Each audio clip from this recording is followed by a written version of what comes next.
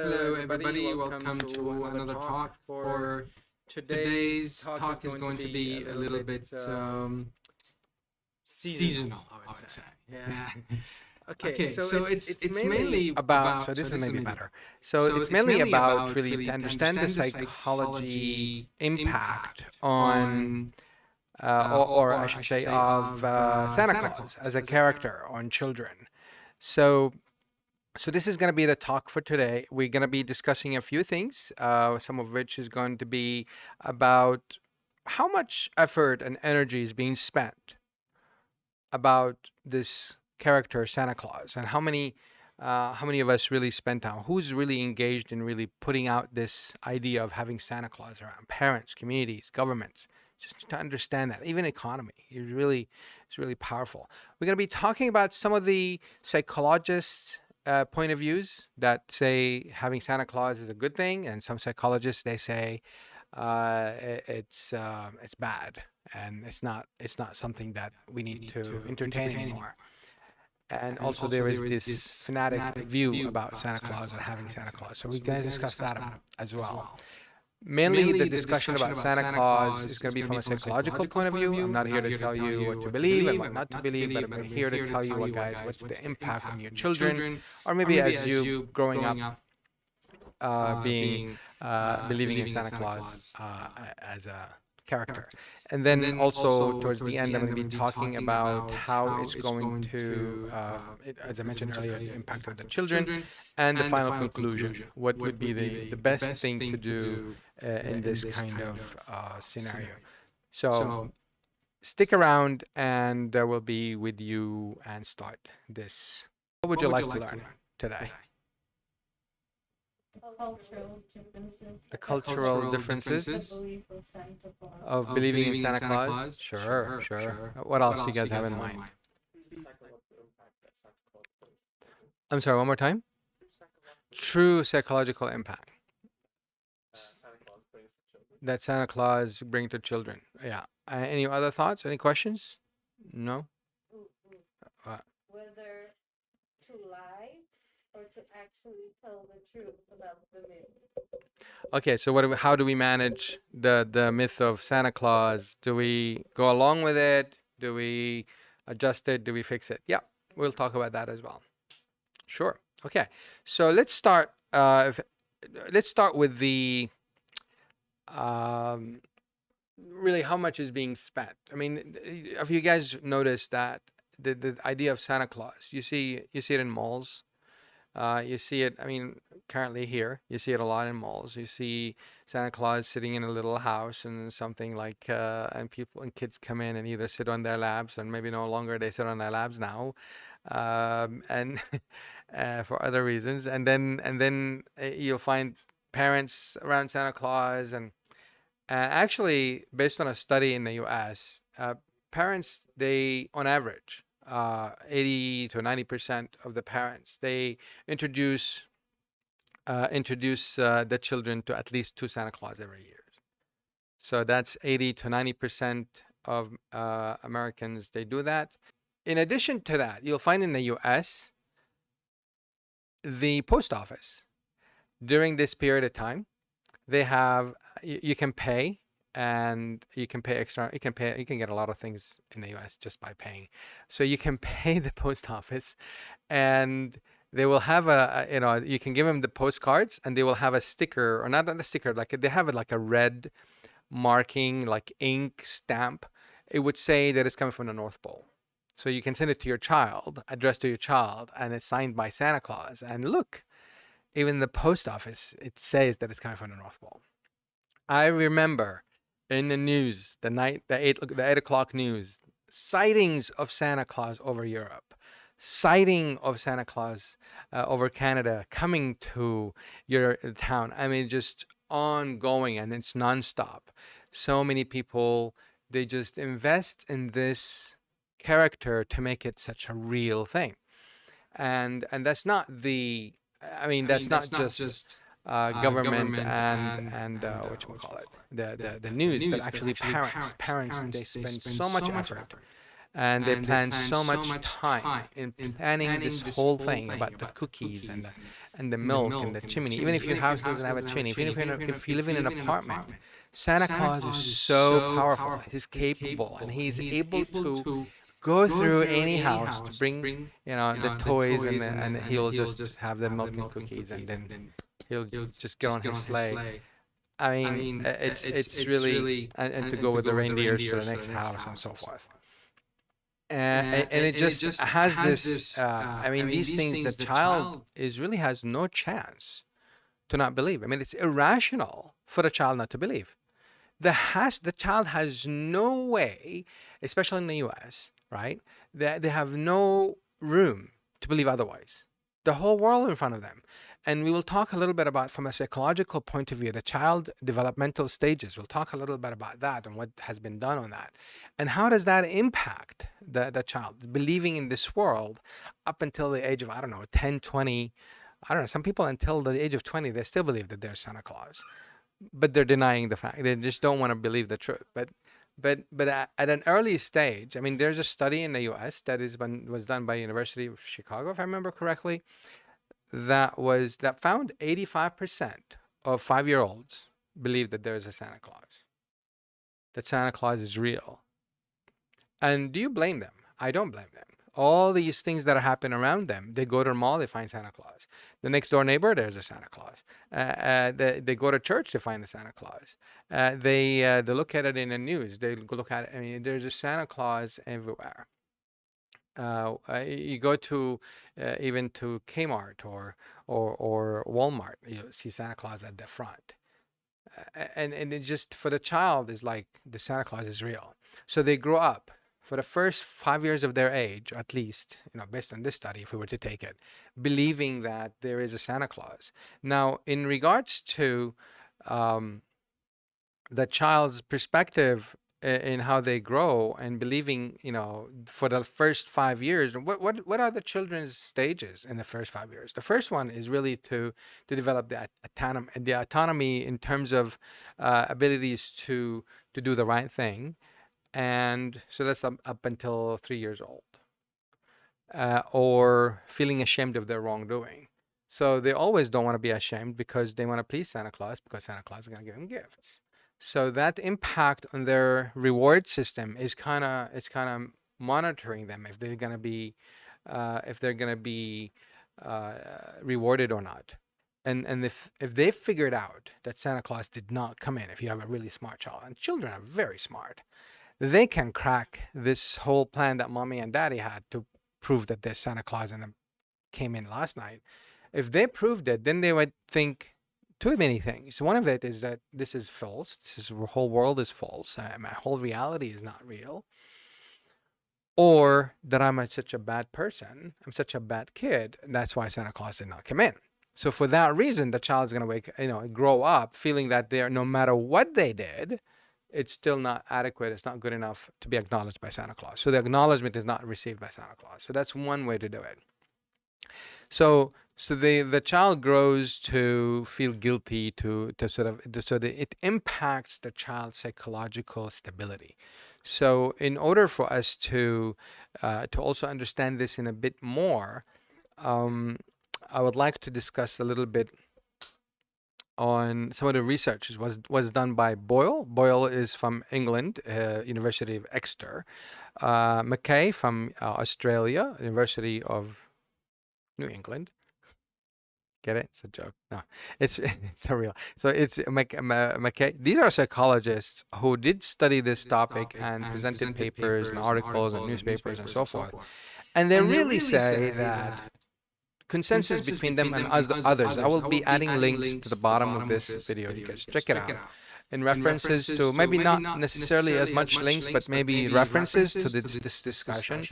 And it shows that they all in agreement around that it undermines the trust towards the parents. And that's the really most important part for the child's early state, the first stage in the child's time, or in the child's development, to develop that trust. So if they were able to build that trust at a younger age, because mommy's there, mommy feeds me, daddy feeds me, mommy's there all the time, daddy's there all the time, and so forth, and they comfort me and all that stuff, then when they grow up and they find out this whole trust thing is no longer true. So if Santa Claus is not true, then what else is not true? You see, children grow up understanding that parents are very powerful. Oh my goodness, my dad just took a plastic card, and he just bought a toy. My goodness. My mom just did, she got this money. Where did she get this money from? She's so resourceful. She's so powerful. Children have a different way to understand the world, and they make their own logic. You see, the parents don't really spend time to tell the children, this is where the money coming from. This is where, I mean, at the age of 5, at the age of, this daddy goes to work, make money, and that's why daddy is powerful. Mommy goes to work, makes money, and that's why mommy is so powerful. Same thing when they provided with food. Oh my goodness, my mom can cook all this food. I don't know how to do this. My mom is resourceful.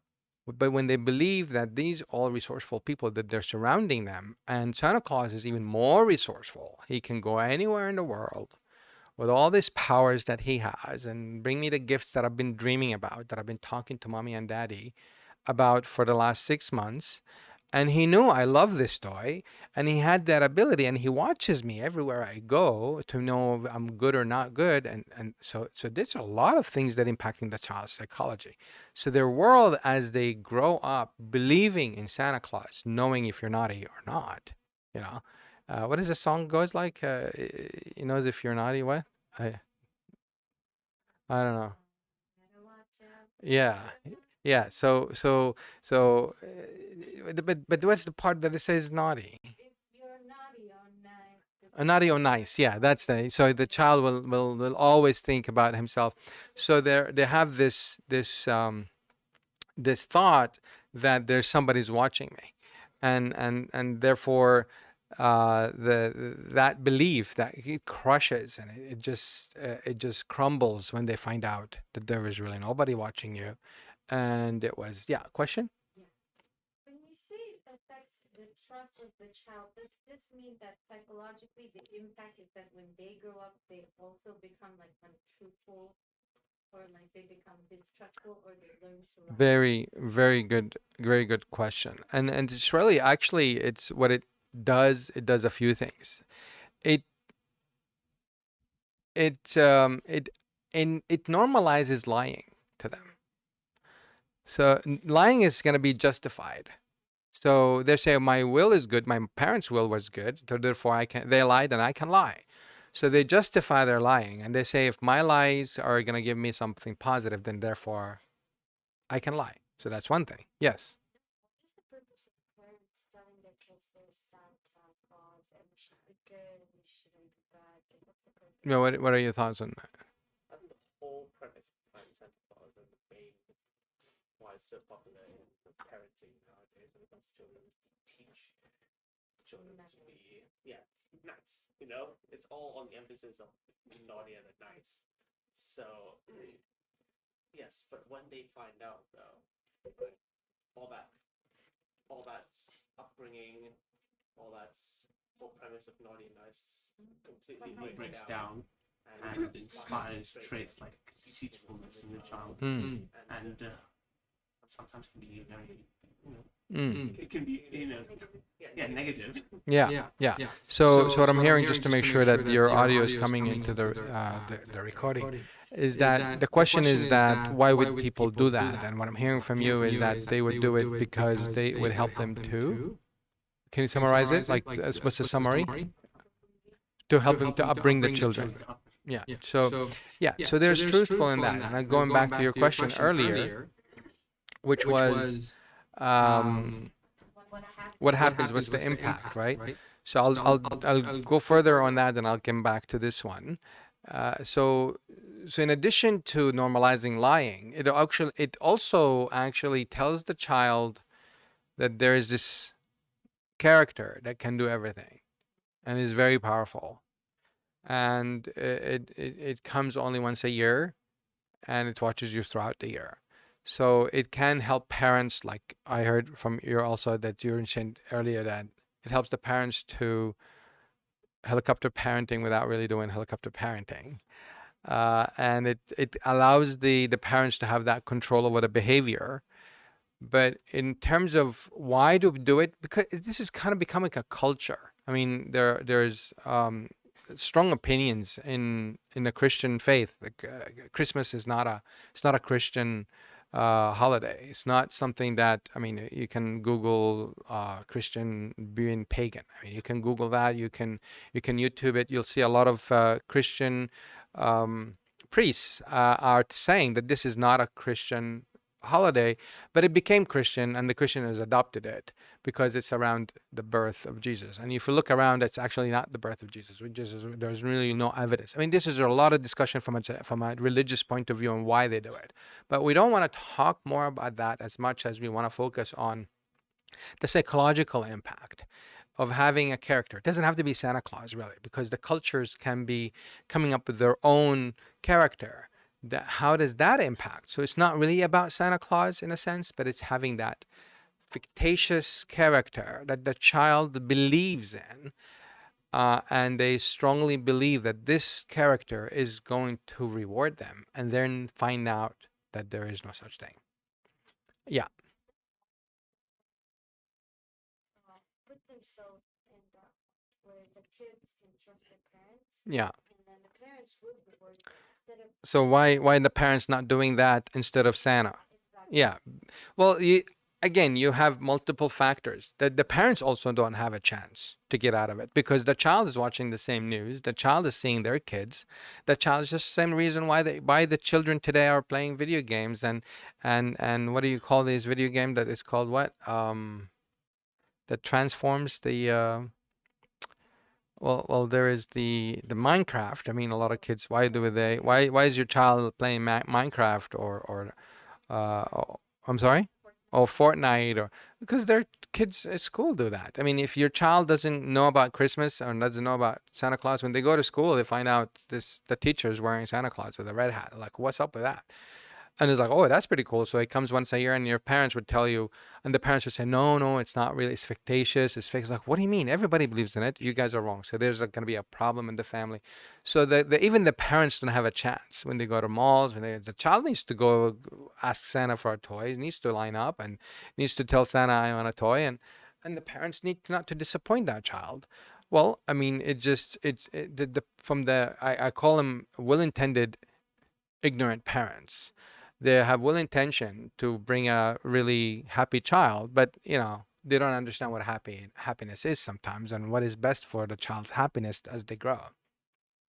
So there are a few things, a few challenges, but I'm not here to fix it. I'm not here to really tell you what you should and should not do.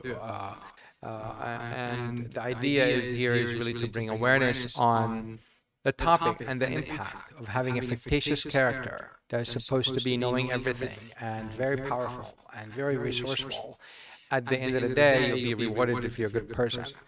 Later on, as I mentioned, lying is going to be okay. Your trust that you built with your parents is going to be shaken, if not broken.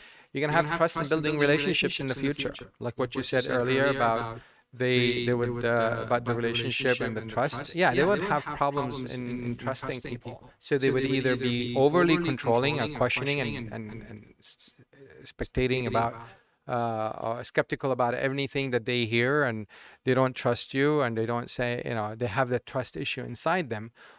Or they would either they manage that by either dismissing everything you say, or they would just basically they can do the opposite as well. They can believe everything you say because you're not their parents. So they're giving you another chance because they have that need to build that trust. So they will be willing to have you will see people impacted with trust issues that they trust anyone because they just deprived from having that trust with anybody. But they get disappointed after this. You have these, you hear about these people who fall into the wrong relationship, quote unquote, and they're always going with the wrong person, quote unquote, over and over, because it's not because they're idiots or because they're not smart or they're not capable.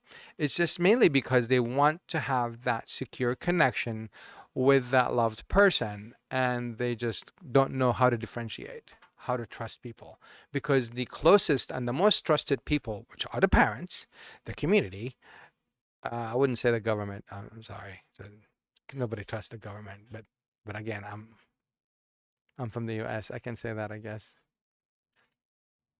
So, um, so they trust the parents and they trust the community, and therefore, I mean, actually, children and parents, they really want children to have that trust to government. But when they grow up, I mean, they start losing the trust and the faith in the government, and that's really happening right now in the U.S. A lot of the youth, they're really not engaged in the voting system, and that's why I ended up with Trump recently. And that's the disengagement of people having trust in the system in you. They just don't have that trust anymore. So they only trust what they see, and they're becoming very materialistic, and the sense of belief is not there. It's really hard for them to believe in things that is meaningful for them. And yeah, so that's really just to summarize the topic for today. Any thoughts or questions? Anything you guys would like me to elaborate on? Yes? How to mediate that? Like, let's say the parents already lied, but it's like their back was against the wall because the whole community is like, Santa Christmas. And then suddenly, when the child is like 8 years old and asks them, Mom, Dad, is Santa real? How do you mediate, like telling them the truth, but also not breaking the bond of trust? Like, why did they do it? How to gently. Yeah, I mean, that's a very, very good question. I was going to close with that. I'm glad you already asked this question. How do we protect children from falling into these psychological disturbances? It really comes down to the relationship that the parents have with the child. The child trusts the most the parents, no matter what. At the age of 5, the only trusted person is the parent. Even at the age of up to the age of 8, I would say they would still the most people that are trusted are the parents. So they can use that. I have a few questions. So you think Santa Claus is bad for children to believe it? So the question is really not about what I think. This is about a study that has been done. So yes, the answer to that question, according to the study, it's bad for children to believe in. However, it has a good part of it. So I'm going to address the question that came online. So the question is asking if it's bad. There is a good thing to have the children to believe in fictitious or imaginary characters. That'll give them like at a certain age, but they need to understand that this is fictitious. It's not real. Because it helps them to create this imaginary. But also there's a study that shows that these activities, like believing in Santa Claus, Superman, all the Marvels and all it really doesn't add or distract or impact positively or negatively to develop that creativity in the child. It'll be developed anyway. Because if you think about it, the old ancestors, hundreds of years ago, we didn't have these fictitious characters. People were very creative and a lot more creative than we are today. I mean, a lot of sciences that we're following is happening really many decades before.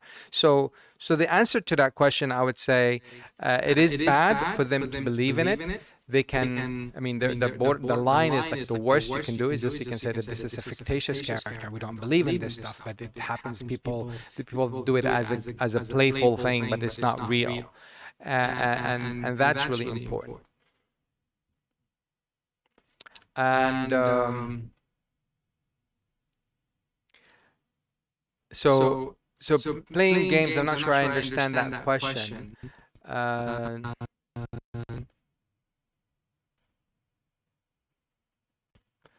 So the question is saying that basically about the kids, and this is also the study shows that the children have this abilities to figure out that what is the fact is, what are the they will figure out what the nature of Santa that is not real, and therefore they can grow out of it. Actually, the studies have shown that this is not necessarily true, because the children, again, they have their own perspective of the world. They understand the world in their own way, and they can also make their own means to them from their own perspective. So when all of that clashes as they grow, it doesn't help them to have that stable psychological stability. They will be psychologically disturbed. It impacts them in their relationship and their behavior, and that's, studies have been going on for decades on this topic. So this is not something new. And I can imagine people might be watching this, might be not happy with it or disagree. I'm not here to criticize or really to question your beliefs. It's just that I'm here to tell you that it impacts us, and when we believe in any fictitious character, when we believe that character is really powerful and capable, and then we find out that this person is no longer accurate, or doesn't really exist. And there are many characters from a different from different cultures. So how do we help children to overcome and to be protected from being crushed? We can talk to them. We can have that open conversation with them and telling them about, Santa Claus is really not something real. This is just a playful thing that people do. This is something that is a cultural thing, specifically in this part of the world or that part of the world. And we just introduce it as such. But when parents put so much efforts and governments put so much efforts in the postcards and that is coming from the North Pole, or being cited in the news and telling the people, or we cited Santa Claus and his sleigh with the reindeers coming through over Canada. No, I witnessed that. I saw that myself, and it was very disturbing and it's very confusing, because at the age of the age of 12 is really when they find out who they really are, the children.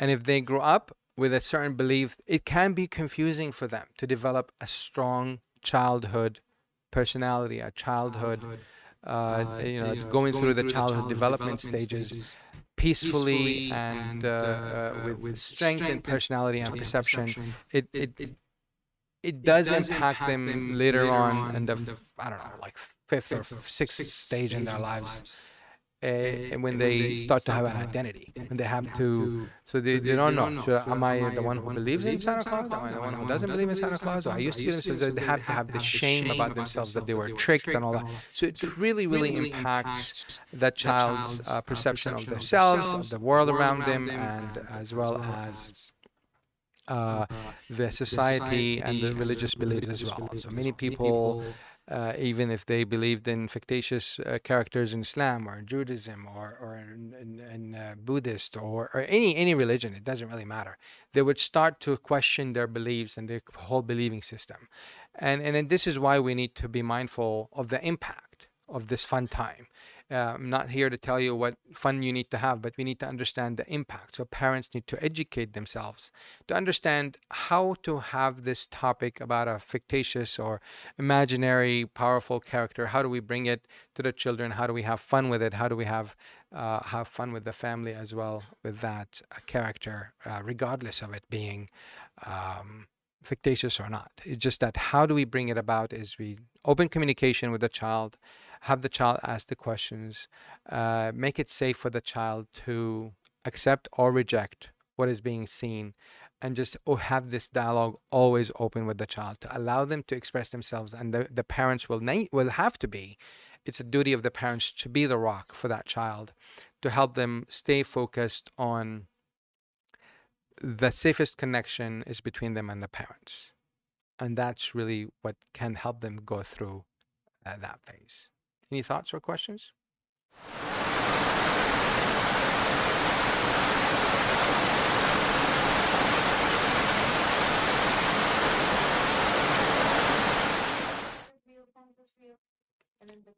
So what happens if what happens if when the child finds out, you're saying? So how old is the child when they find out? What the parents would do? Yeah, I mean, the parents, usually what the parent says, like, yeah, it was just fun, we were just playful, but it impacted the child really, really. The parents really don't know enough to manage that. But if this happened with your child, you need to understand that the child needs therapy. It really, the child, it needs your attention. It needs your time to spend with your child to rebuild that trust, because you, with all good intentions you had, you broke that trust from the child's world. You created this lying is acceptable. And you've been telling the child not to lie. You've been telling the child to tell the truth. But here you are lying all these years about all the gifts I got is from Santa, and here you go, Santa is no longer there. Does that answer that question? Any other?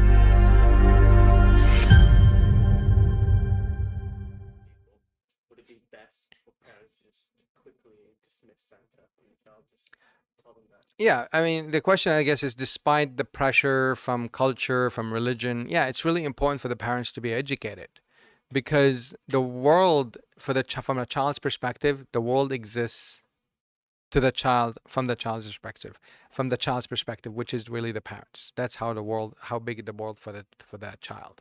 When the parents are normalizing Santa, they're really in it they're really impacting the child's world and how it's shaped, because they trust them.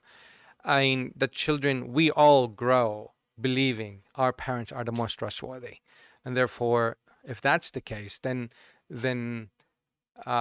whatever my parents say is true, and therefore, if I find out it's not true, then therefore my parents are not real. Everything that I learned in school is also 50-50. So they have a doubt about the whole world. And that's what causes the psychological disturbances at an later stage. Yes. Then how about if the child believes in Santa until that child is mature enough to accept the reality?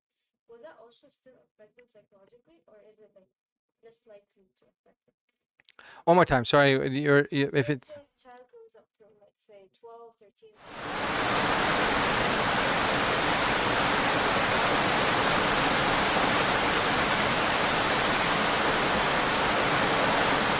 I mean, the impact and the impact on them, on the psychological impact is already done. It's quite serious. Is it fixable? Yes, it is fixable. I mean, that's almost for sure. But it can be fixed with the proper attention, with the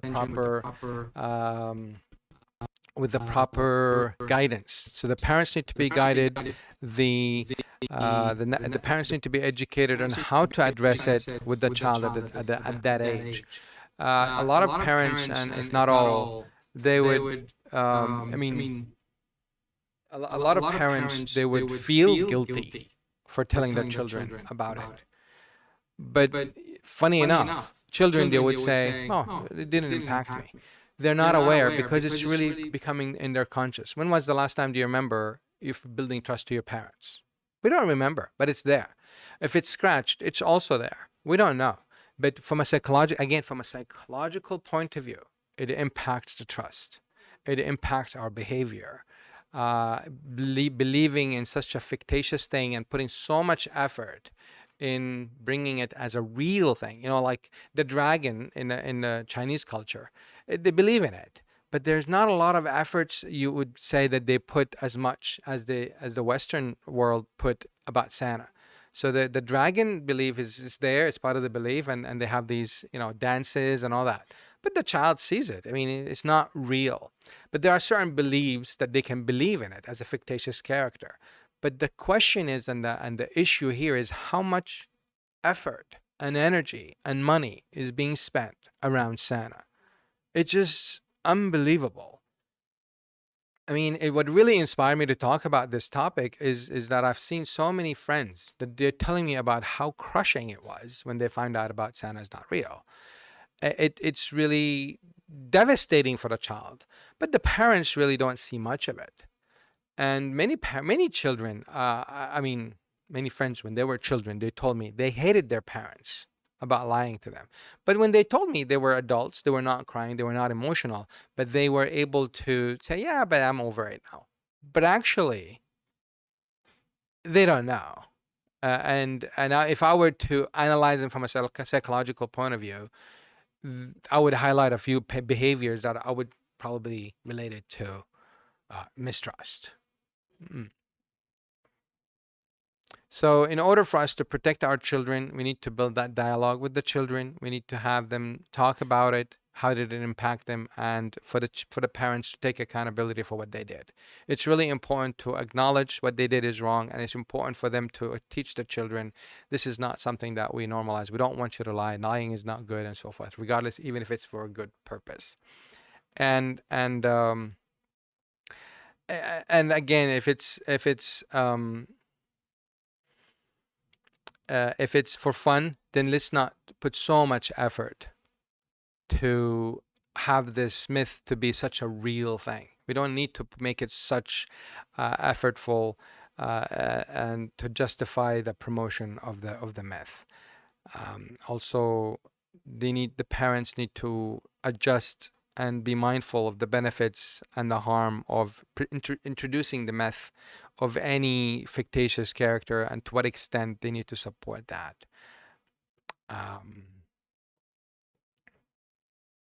I mean, the study also shows that one of the recommendations is to ensure your child's future well-being. It's best not to promote Santa as a real, not to promote believing in Santa as a real person.